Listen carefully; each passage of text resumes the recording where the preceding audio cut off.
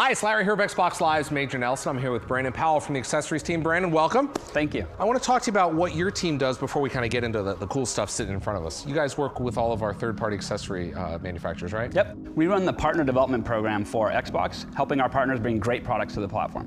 Now, what have you and your team done working with the platform to really innovate in this space?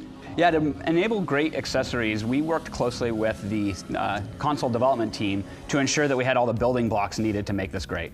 First it's the first real innovation in force feedback. We're really excited about that. Really, force feedback's been done, for over 15 years in pretty much the same way across the industry.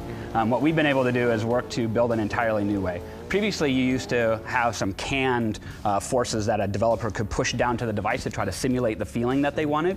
What we've done is we've developed a new way of doing that using an equation language. What that does is it means that a developer can push down things like RPM or ABS, and the equation language will do the right thing and create those forces for them. It also gives them flexibility to define their own building blocks. It really delivers a level of precision that we just haven't had before. Now, how would some of these new features enable accessories for different experiences in other kinds of games?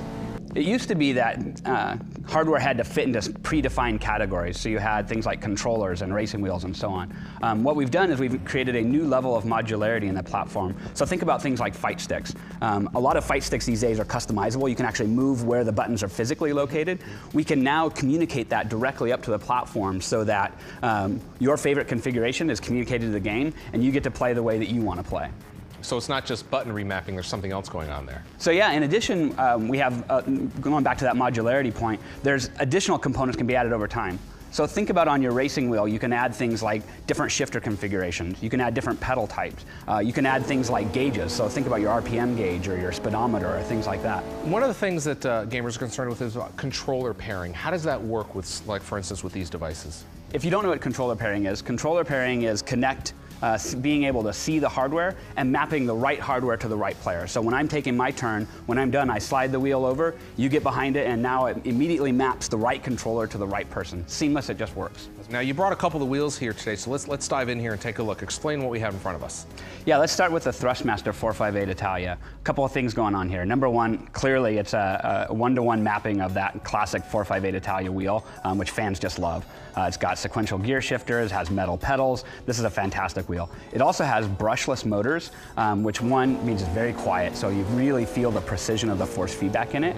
And two, it consumes a lot less power, so the power supply is actually embedded inside, so you have a very small cable.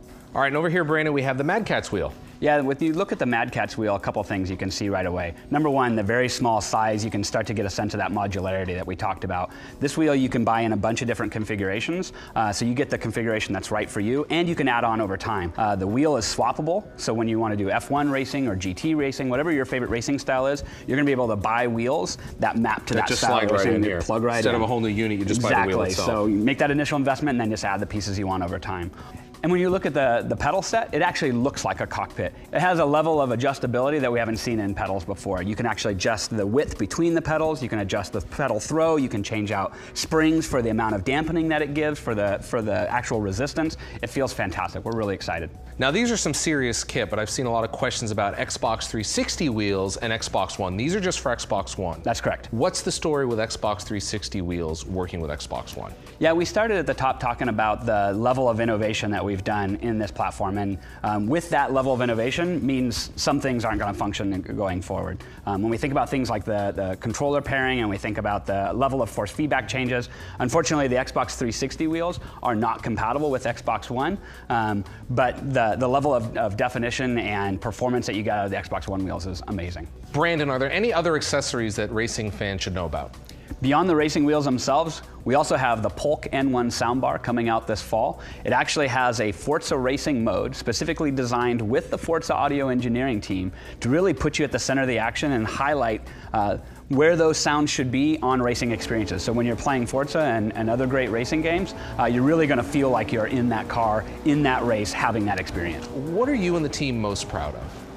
I'd say the level of flexibility in the system. We've now given hardware developers the ability to do things they've never been able to do before. That helps put the driver at the center of the experience and is going to enable the best racing of any platform. So this is just the beginning of the accessory stories on Xbox One, right? We've got a lot more to come. Great. Thank you very much, Brandon.